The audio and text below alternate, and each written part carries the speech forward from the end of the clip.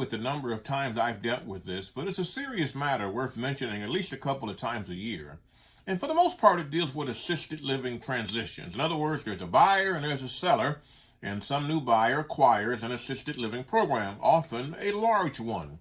And because the buyer does not have the requisite experience to qualify to serve as the administrator for at least that first year, a holdover from the seller occupies that capacity or serves as the administrator of record until such time that the buyer can put somebody else in place. But there are some cautions there.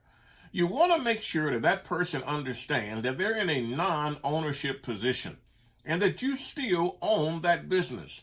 They need to understand that you are or have developed policies that govern the day-to-day operations, and they are responsible to you.